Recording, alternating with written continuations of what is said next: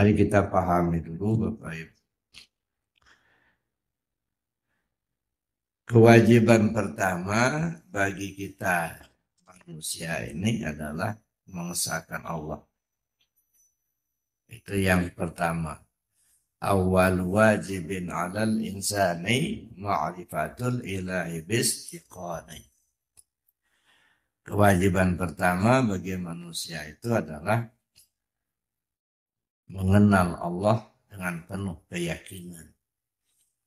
Ya, jadi Nabi SAW pertama kali yang beliau sampaikan adalah tentang pengenalan kepada Allah. Jadi bukan beribadah, tapi pengenalan. 13 tahun Nabi SAW mendakwahkan Islam di kota Mekah. Itu urusan pengenalan kepada Allah. Nah, belum sholat, belum puasa, belum syariatnya belum. Nah, makanya di sini juga Syekh Abdul Rauf itu mengatakan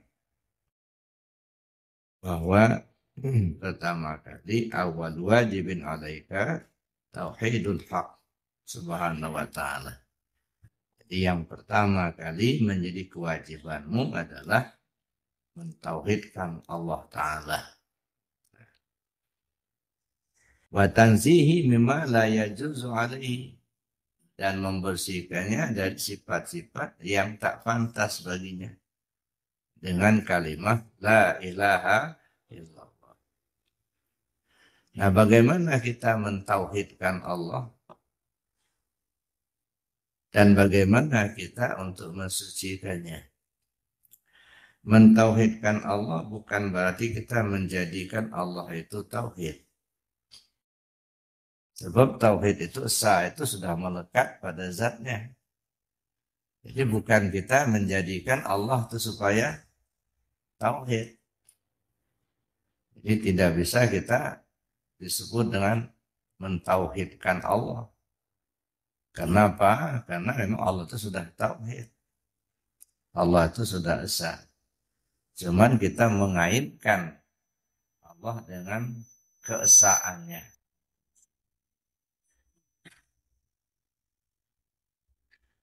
Mengaitkan Allah dengan keesaannya. Ya. Nah, ketika kita mengesahkan Allah atau mentauhidkan Allah, seperti apa sih kita bertauhid kepada Allah tadi? Apakah dengan kata-kata atau dengan keyakinan? Kalau dengan kata-kata misalnya saya yakin Allah itu satu. Itu dengan ucapan. Saya kira belum tentu dia bertauhid. Sebab mentauhidkan Allah bukan dengan kata-kata. Walaupun 1000 kali kita ngomong, saya yakin Allah itu satu. Itu kan omongan mulutnya. Ya. Apa yang diucapkan oleh mulut belum tentu sama dengan apa yang diyakini. Nah, bagaimana kita bertauhid kepada Allah itu? Berkeyakinan. Berkeyakinan bahwa tidak ada yang lain dari Allah. Maka di sini ya wa tanzihi mimma la yajuzu alaihi bi kalimah la ilaha illallah al-jami'ah li jami'i maratibit tauhidil arba'ah. Jadi membersihkannya yang sifat-sifat dari sifat-sifat yang tak pantas bagi Allah dengan kalimat la ilaha illallah. Ketika kita mengucap kalimat la ilaha illallah, ini namanya kalimat tauhid. Jadi gelar daripada kalimat la ilaha illallah ini banyak. Ada disebut kalimat tauhid. Disebut juga kalimat takwa. Disebut juga benteng Allah. Kalimat tauhid ini disebut benteng Allah. Nah, sesuai dengan firman Allah dalam hadis qudsi. La ilaha illallah hisni. Man qala la ilaha illallah dakhala hisni man dakhala hisni amina min azabi. La ilaha illallah itu benteng aku. Siapa orang yang mengucap la ilaha illallah berarti dia masuk ke dalam bentengku. Siapa orang yang sudah berada di dalam bentengku, aman dia dari siksaanku. Jadi ini, maka kalimat la ilaha illallah disebut juga benteng. Jadi kalau kita betul-betul mengamalkan dan memahami kalimat la ilaha illallah, insyaallah kita aman daripada siksaan Allah. Ya. Oleh karena itu kita perlu memahami betul. Kalau di sini Syekh Abdul Rauf Qaddasallahu sirrul aziz beliau mengatakan ya, watanzihu mimma la yajuzu alaih. Jadi membersihkan Allah itu dari segala sifat-sifat yang tak pantas baginya dengan kalimat la ilaha illallah. Nah, kalimat la ilallah adalah kalimat tauhid. Nah, bagaimana kita memahami kalimat la ilaha illallah itu untuk kita sampai kepada tingkat keyakinan tauhid. Nah, makanya saya katakan ya, tidak cukup dengan kata-kata untuk kita bertauhid kepada Allah. Ya, karena dia merupakan keyakinan. Dan berkeyakinanlah kita bahwa tidak ada yang lain daripada Allah. Nah, baru kita duduk di tauhidnya. Kalau masih berkeyakinan kita ada yang lain dari Allah, nah itu masih belum duduk di tauhid. Nah, ini contoh ya. Kita yakin Allah itu melihat, yakin betul kita Allah melihat. Nah, sekarang kenyataannya kita juga melihat. Nah, Bapak Ibu rasakan sendiri bahwa kita juga melihat. Kalau dalam keyakinan kita Allah melihat, kita pun melihat, berarti dua yang melihat. Nah, ini belum duduk di tauhid. Masih syirik juga. Nah, syirik itu kan mendua. Berkeyakinan ada yang lain dari Allah itu syirik. Nah, sedangkan kita dituntut untuk bertauhid. Allah itu mendengar. Kita rasakan, kita juga mendengar. Nah, kalau keyakinan kita Allah mendengar dan kita juga berkeyakinan dan merasakan sendiri bahwa kita ini mendengar. Ya, berarti dua yang mendengar. Kalau kita merasakan kita mendengar, Allah juga mendengar. Berkeyakinan seperti itu masih mendua. Masih syirik juga. Nah, makanya syirik khafi itu sangat halus Bapak Ibu. Dan di sinilah sering kita tergelincir. Syirik khafi itu tidak ubahnya seperti semut hitam berjalan di atas batu hitam di malam gelap gulita. Insya Allah. Semut hitam kecil pula. Jalan di atas batu hitam di malam gelap gulita. Enggak kelihatan sama sekali, tapi ada. Nah, makanya ada syirik jali, ada syirik khafi. Kalau syirik jali kita sudah paham. Insya Allah kita tidak akan terjerumus di situ. Menyembah patung, ya, menyembah berhala, itu kan sudah jelas. Kita sudah ngerti itu kan tidak boleh, itu syirik. Ya, kita sudah ngerti itu. Insya Allah kita tidak akan terjerumus. Ya. Tetapi syirik khafi, nah ini banyak yang terjerumus di sini. Nah, karena syirik khafi ini halus sekali. Jadi merasakan ada yang lain dari Allah atau berkeyakinan ada yang lain dari Allah, itu sudah terjerumus ke jurang syirik.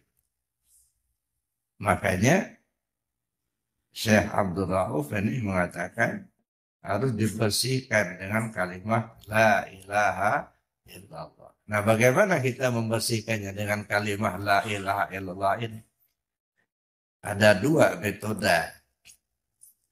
Pertama dengan metode amaliyah dan yang kedua dengan metode pemahaman. Ya. Dengan metode amaliyah ya diamalkan, ya. Mengamalkan dengan zikir la ilaha illallah. Likulli syai'in siqalah wa siqalatul qalbi zikrullah. Segala sesuatunya ada alat pembersih. Alat pembersih hati itu adalah zikir kepada Allah. Nah, jadi kalau ingin membersihkan hati kita dulu, ya kita harus melaksanakan zikirnya. Tidak cukup hanya hafal saja kalimatnya, tapi diamalkan. Berapa waktu yang lalu, kalau saya tidak salah, kita sudah belajar cara mengamalkan zikir itu.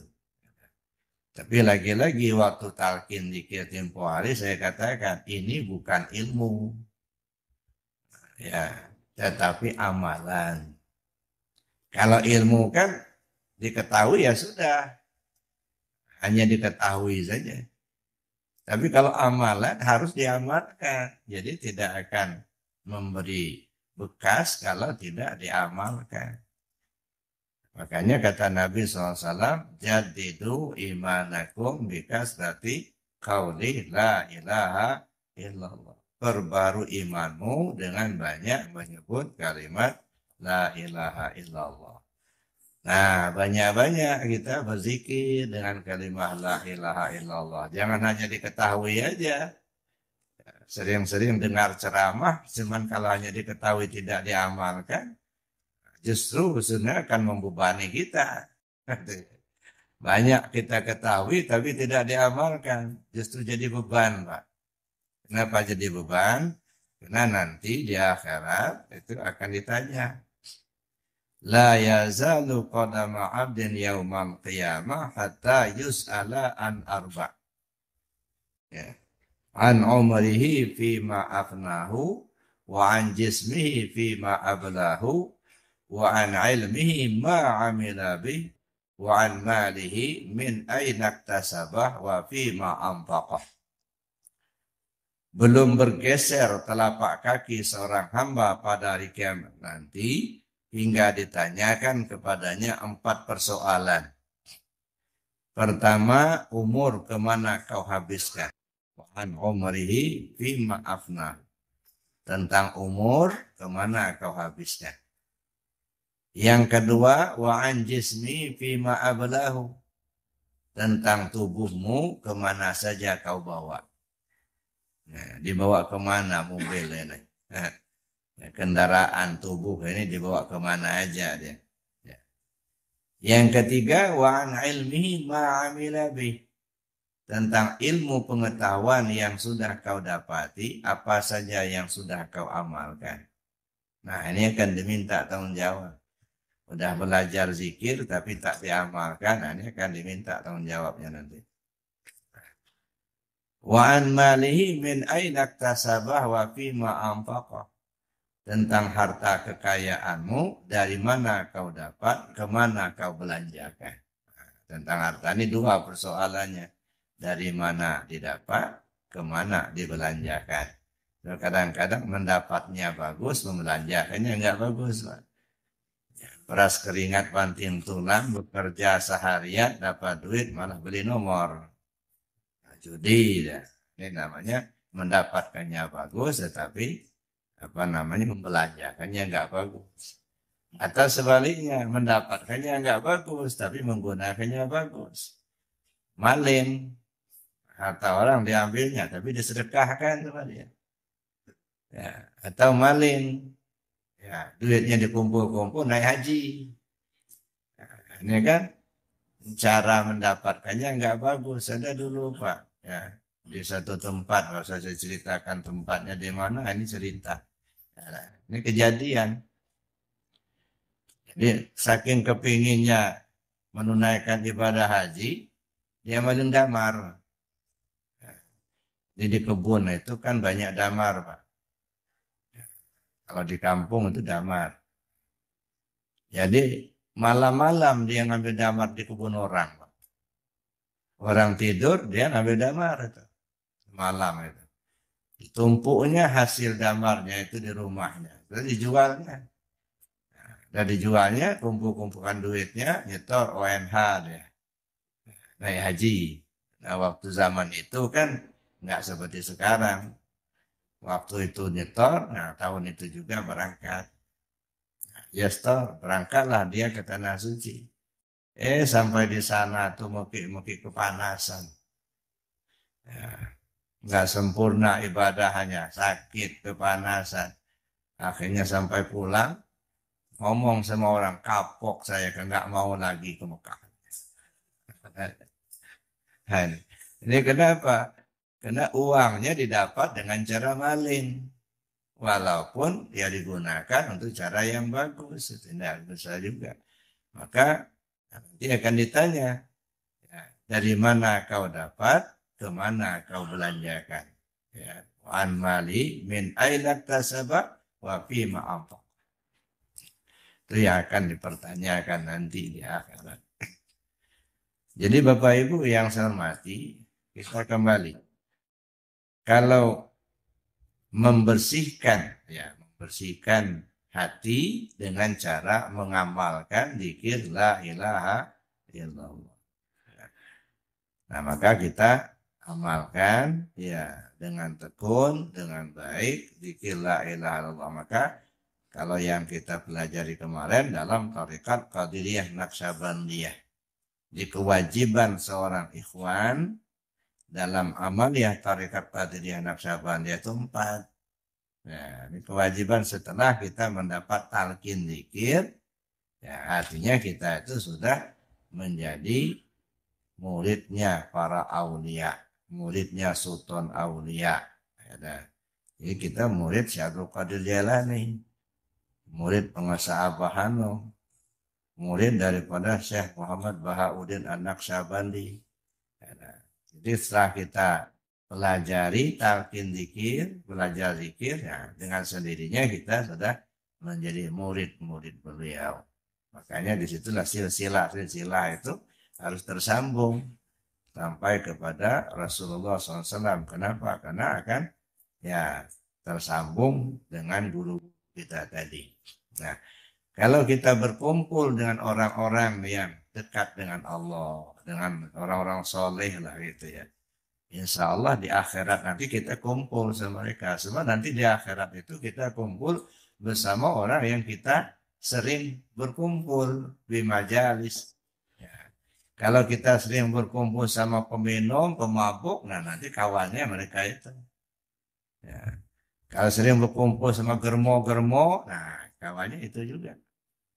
Tapi kalau kita sering berkumpul sama orang soleh, orang zikir, orang ahli ibadah, berkumpul dengan guru yang mengajak kita untuk dekat pada Allah. Di akhirat nanti kita juga kumpul sama mereka. Jadi di akhirat siapa teman kita? Siapa yang kita cintai. Cinta kepada Allah, maka kita kembali ke Allah. Cinta kepada Rasul, kita berkumpul sama Rasul. Cinta sama orang soleh, maka berkumpul sama orang soleh. Maka cinta kepada yang lain juga begitu. Jadi kita berkumpul bersama dengan siapa yang orang yang sering kita bermajelis dengan mereka. Ya. Jadi ikhwan TKN setelah kita bertalqin zikir 4 kewajiban kita. Pertama, melaksanakan amalah zikir jahar dengan kalimat la ilaha illallah. Nah, ini diamalkan setiap selesai sholat fardu minimal 165. Ini kewajiban kita. Sebenarnya ini bukan kewajiban, Pak. Saya sering katakan zikir itu bukan kewajiban. Sholat ini juga bukan kewajiban. Tetapi kebutuhan. Nah, ketika kita merasa butuh, pasti kita akan lakukan. Nah, zikir dengan kalimat la ilaha illallah itu bukan kewajiban, tetapi kebutuhan. Tapi sayang, banyak orang belum merasa butuh. Belum merasa butuh. hanya sekedar pengetahuannya saja. Itu yang pertama.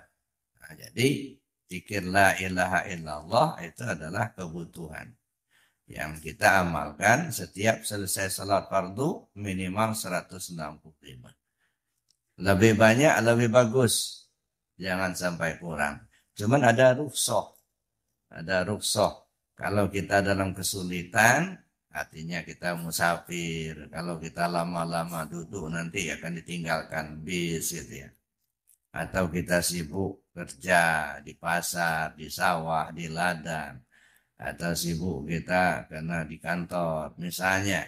Contoh. Sehingga nggak sempat kita zikir sebanyak 165 selesai sholat fardu. Rukhsahnya boleh kita ya zikirnya 3 kali saja dulu. Nah, tapi nanti kan dia qadha sore atau malamnya waktu sudah lapang kita qadha zikir kita berapa yang tinggal. Itu namanya rukhsah. Tapi kalau minimalnya itu 165. Itu minimal 165. Lebih banyak lebih bagus. Kalau kita belum biasa, ini kayaknya 165 itu lama, Bang. Wah, lama banget. Tapi kalau sudah terbiasa, enggak. 500 aja sebentar rasanya itu. Saya dulu pernah ya bersilaturahim di salah satu tempat inabah Suryalaya. Salah satu tempat inabah di Suryalaya.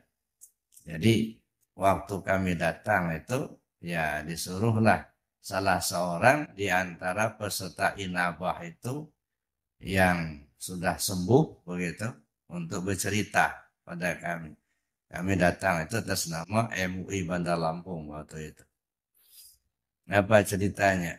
Saya merasakan beragama Islam baru di sini, kata dia. Jadi sebelum saya ke sini saya tidak menjalankan ajaran Islam. Walaupun saya sudah beragama Islam, tapi belum sempurna. Tapi setelah saya di sini barulah saya merasakan bahwa saya ini beragama Islam. Kami Pak kalau zikir sesudah sholat itu minimal 1.500. Kata dia. Itu yang ngomong itu gadis Pak. Karena dia kena narkoba. Ya, setelah dia sembuh, nah, itu sudah. Rupanya kalau dia zikir itu minimal 1.500 katanya. Kalau 165 itu dikit, terlalu dikit. Ya. Ini anak gadis Pak. Ya, zikirnya 1.500 sekali duduk. Kita kakek nenek nggak kuat. Ya. Masya Allah, Bapak Ibu. Jadi artinya kalau memang sudah di hati, apalagi sudah terbiasa, 165 itu dikit. Ya. Cuman di kita ini kadang-kadang merasa berat karena belum terbiasa saja. Itu yang pertama, zikir jaharnya. Itu kewajiban. Yang kedua, zikir khafi. Nah, kalau zikir khafi ini tidak dibatasi. Ya. Tidak disebutkan bilangan. Abah juga tidak menyebutkan bilangan berapa bilangan zikir khafi. Enggak disebutkan. Semampunya. Itulah kebijaksanaan guru. Itu. Bijaksana sekali. Makanya kalau zikir khafi sesudah sholat sebentar aja. Bukan berarti hanya sebentar, enggak. Karena mengingat waktu itu saja. Ya. Tapi lebih lama lebih bagus. Bahkan zikir khafi itu ya kalau kita lihat dalam Al-Quran terus menerus tak putus-putus. Wala takum minal ghafilin. Kamu jangan sampai lalai. Nah, kalau istilah pengasabah dulu, kalau putus sambungkan, kalau lupa ingatkan, gitu. Karena kita masih belajar terus menerus. Jadi zikir khafi itu kalau untuk dalam riyadhahnya itu semampunya. Ya. Tapi kalau dalam tarekat Naqsabandi Al-Khalidi itu ditentukan di latifah qalbinya 5.000. Latifah ruh, latifah sir, latifah khafi, afa, natiqah, kullu jasad itu masing-masing 1.000. Ini dalam rangka riyadhah atau suluk dalam istilah tarekat Naqsabandi Al-Khalidi. Tapi dalam pengamalan kita oleh pengasabah tidak ditentukan. Silakan semampunya. Tetapi lebih lama kita zikir lebih bagus. Ya, lebih lama lebih bagus.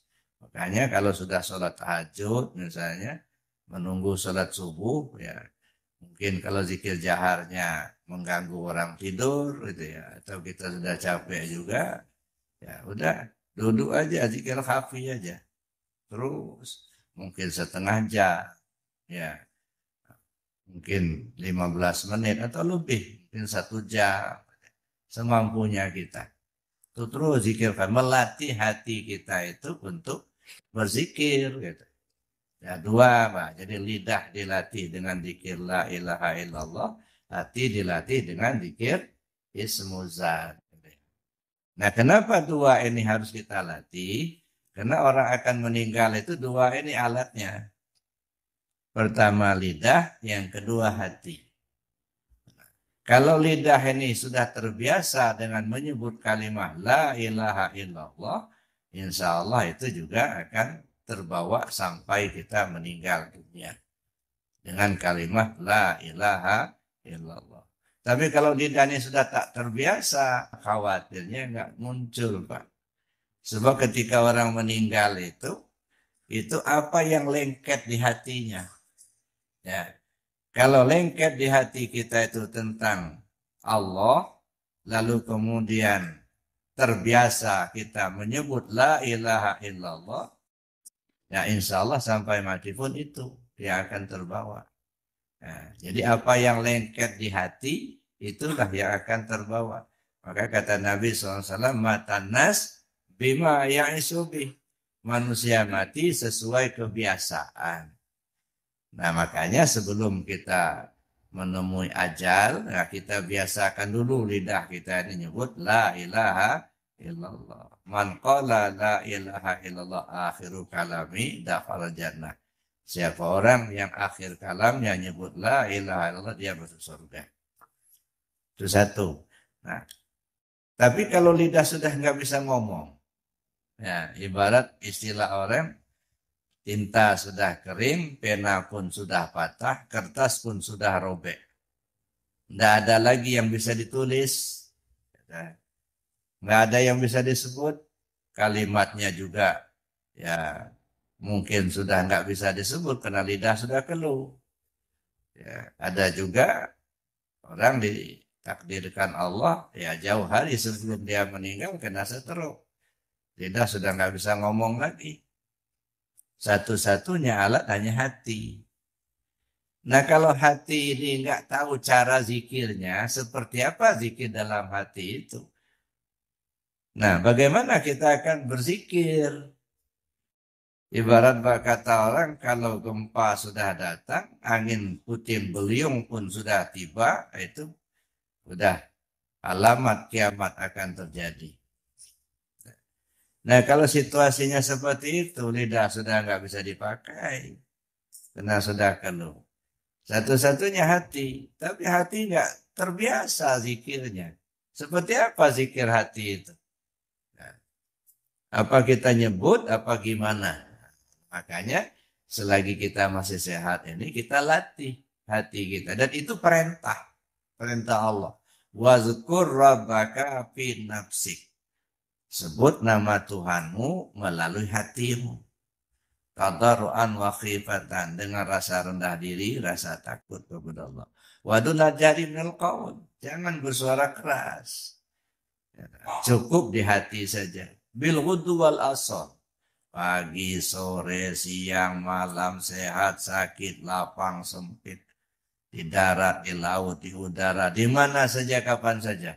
Wala takum minal ghafilin. Kamu jangan sampai lupa.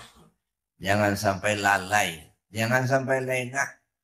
Sedetak jantung, sehembus nafas kita tidak ingat Allah, itu namanya lalai. Allah ingatkan, jangan lalai, kata Allah. Nah, maka kita latih hati kita ini untuk berzikir. Nah, jadi itu yang kedua. Jadi pertama mengamalkan dengan zikir jahar, yang kedua zikir dalam hati. Bapak Ibu yang saya hormati, ya, itu dalam mengamalkan. Yang kedua memahami. Jadi kita untuk mendapatkan tauhid, duduk di tauhid pertama dengan cara kita mengamalkan dan kalimat la ilaha illallah. Yang kedua memahami. Ya. Bagaimana kita memahami kalimat la ilaha illallah? La ilaha, tak ada Tuhan.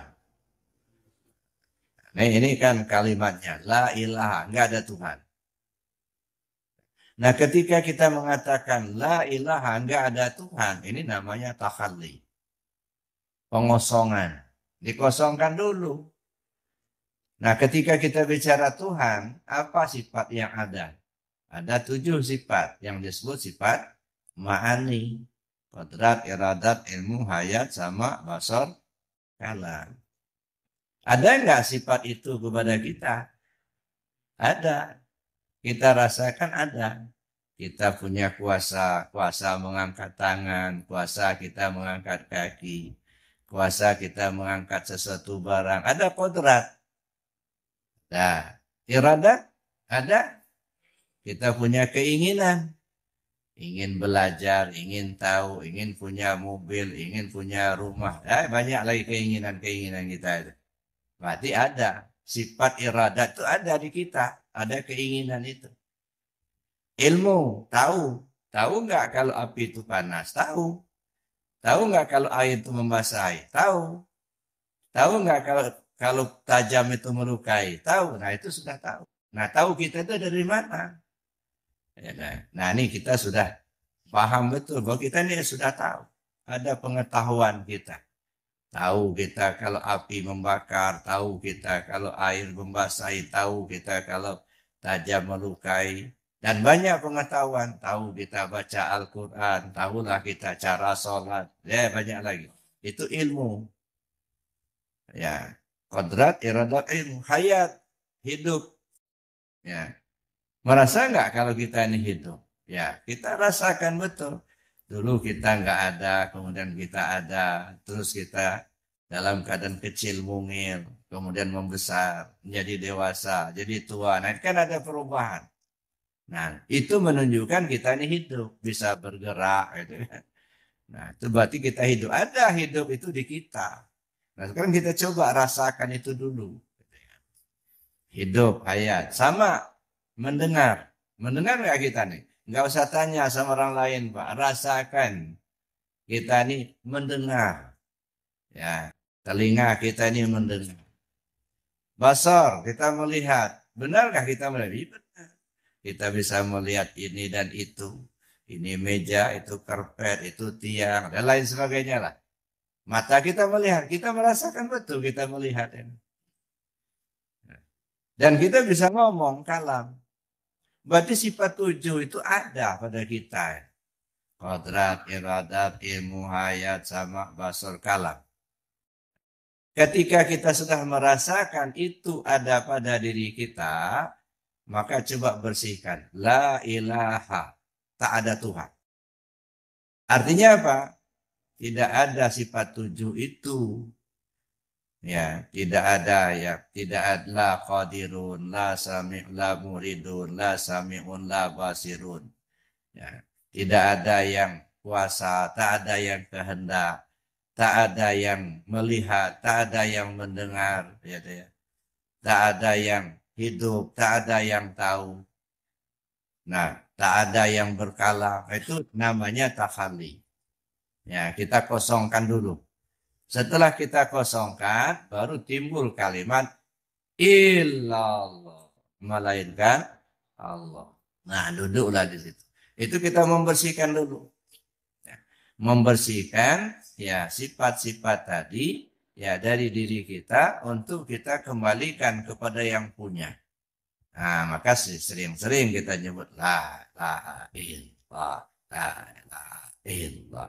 Itu artinya apa? Kita membersihkan diri kita dari pengakuan adanya kita.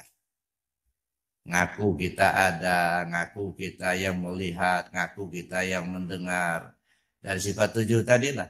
Ya, dibersihkan, kemudian diserahkan kembali kepada Allah. Itu yang pertama. Kemudian kita pahami lagi. Di sini ya Syekh Abdul Rauf Qaddasallahu sirrul aziz, beliau mengatakan la yajuzu alai bi kalimat la ilaha illallah wa tanzihi mimma la yajuzu alai bi kalimat la ilaha illallah. Al-jami' li jami' maratib tauhid al-arba', yang menghimpun dari tauhid yang empat. Mana tauhid yang empat? Tauhid zat, tauhid sifat, tauhid asma, dan tauhid af'al. Nah, setelah kita membersihkan itu dari diri kita, kita duduk di tauhid yang empat tadi. Ya, yang menghimpun tauhid empat.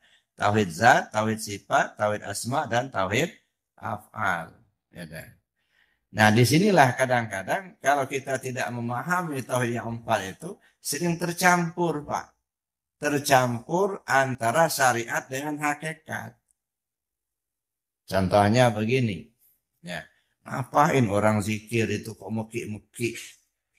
Orang zikir itu kok malah joget-joget? Karena ada orang nggak mau belajar zikir. Kenapa?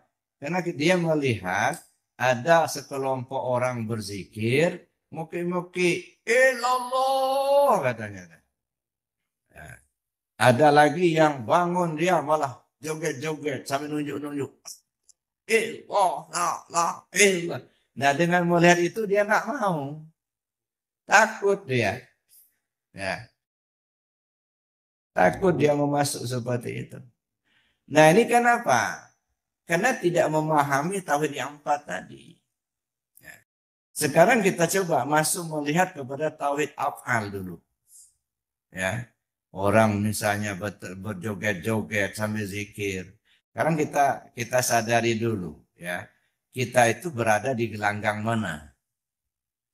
Kalau kita berada di halqah zikir, itu berarti kita berada di gelanggang torekat. Orang mengamalkan torekat.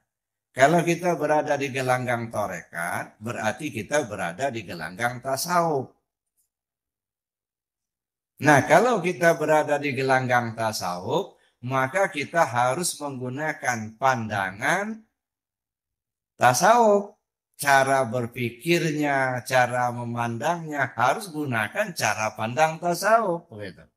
Jangan gunakan cara pandang syariat. Nah, kalau kita gunakan cara pandang syariat, nah di sini nggak kena, Pak. Ya.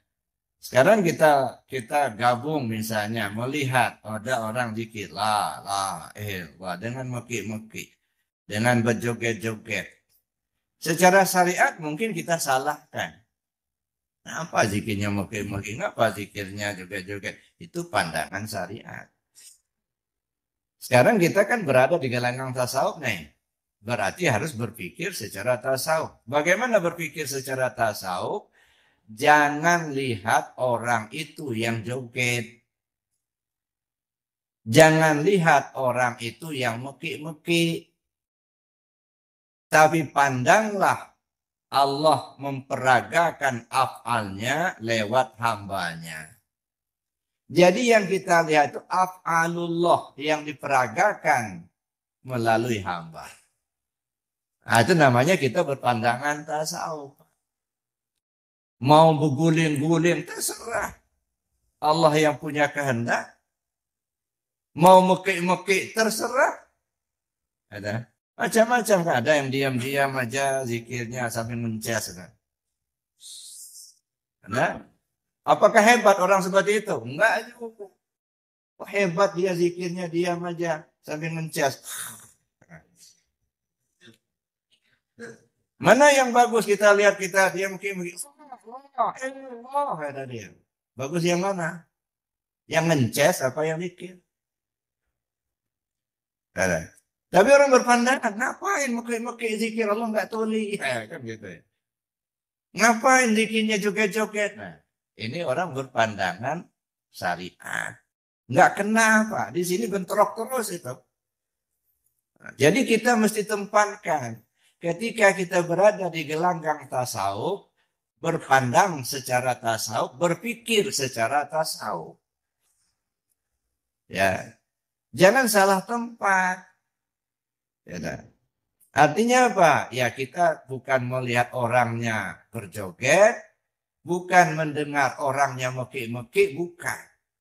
Yang kita pandang adalah Allah memperagakan af'alnya lewat hamba. Oh, jajang aja zikirnya, dia mungkin terserah, mau guling-guling terserah dia. Allah yang berkehendak kok. Jadi nggak ada fitnah, nggak ada caci maki. Kenapa? Karena kita berpandangan secara tasawuf. Coba kalau dibawa kepada pandangan syariat, nah di sini jadi fitnah. Makanya banyak orang nggak mau belajar zikir. Gitu. Apa belajar zikir itu joget-joget? Sama aja logikanya begini, Pak.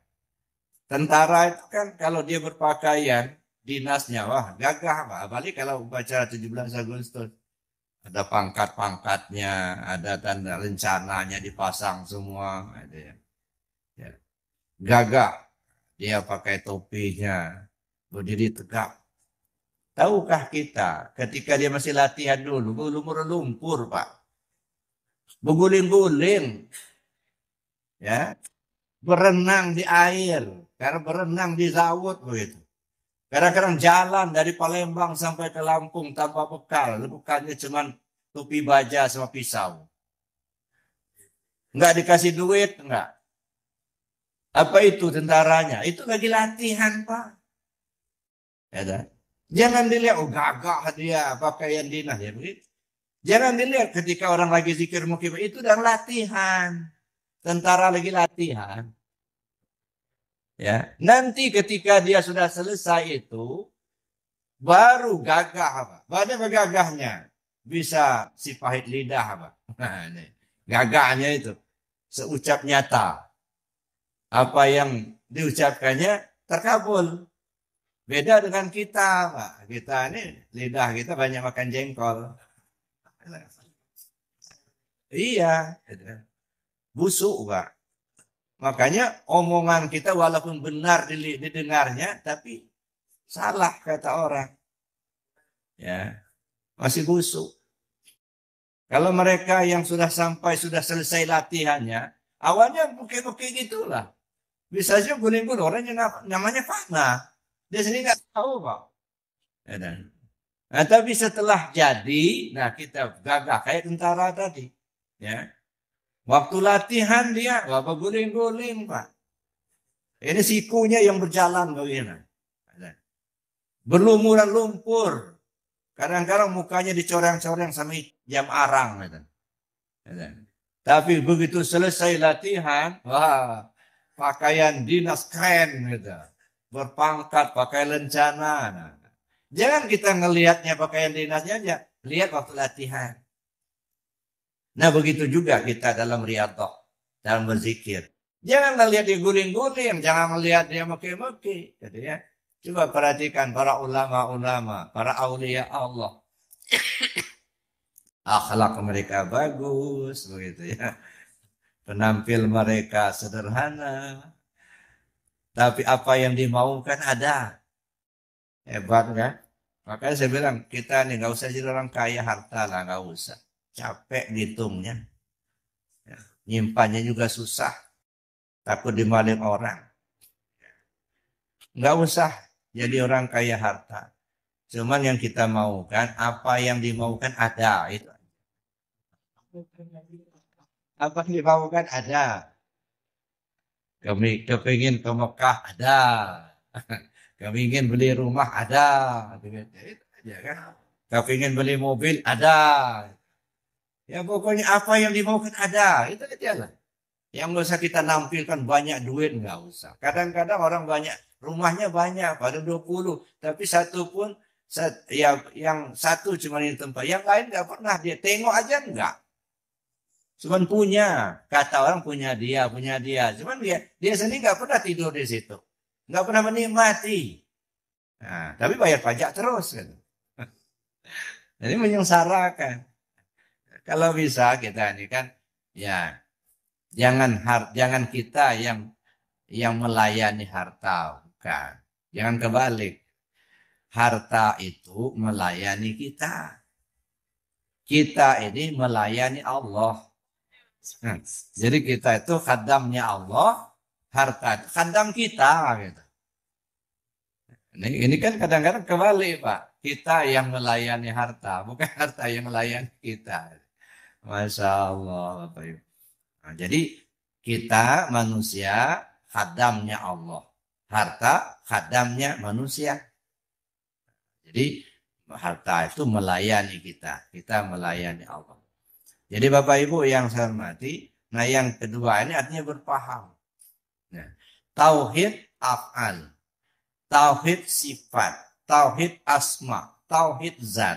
Nah, kalau pengertiannya afal perbuatan, gitu ya. Kalau asma kan nama, ya. Kalau sifat, ya sifat-sifat Allah.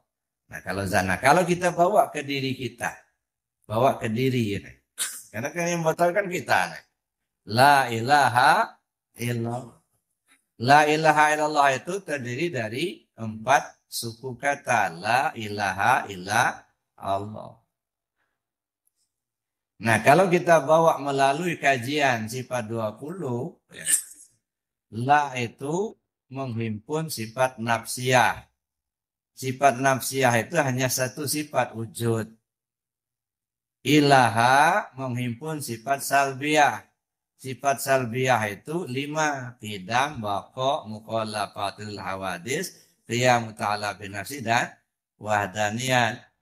Illa itu menghimpun sifat ma'ani. Sifat ma'ani itu 7. Qudrat, iradat, ilmu, hayat, sama, basar, kalam.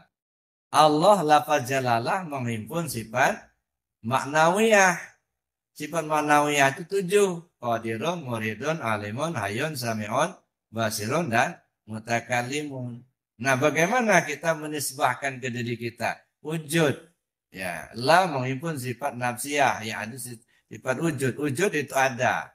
Nah, ketika kita berkata ada pada diri kita, mana yang kita lihat? Tubuh. Maka la menunjukkan ke tubuh. Sedangkan ilaha menghimpun sifat salbiyah. Sifat salbiyah ini kan ada pada zihin, tiada pada kharij.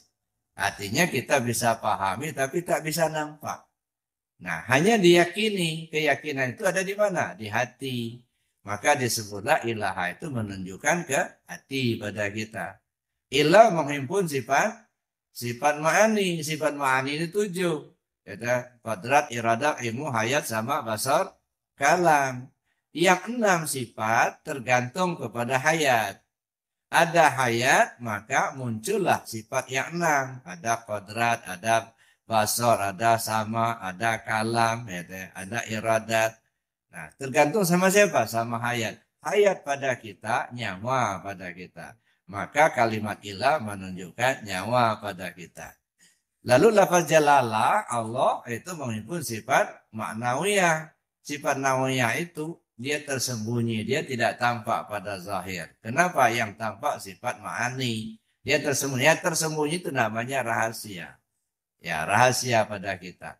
Jadi la menunjukkan tubuh, ilaha menunjukkan hati, ilah menunjukkan nyawa, Allah menunjukkan rahasia pada kita. Jadi kalau kita katakan la ilaha illallah, artinya apa? Tak ada tubuh, tak ada hati, tak ada nyawa, illallah melainkan Allah. Itu namanya kita membersihkan. Ya, membersihkan ya diri kita dari sifat-sifat yang tercela, membersihkan Allah dari hal-hal yang tak pantas baginya.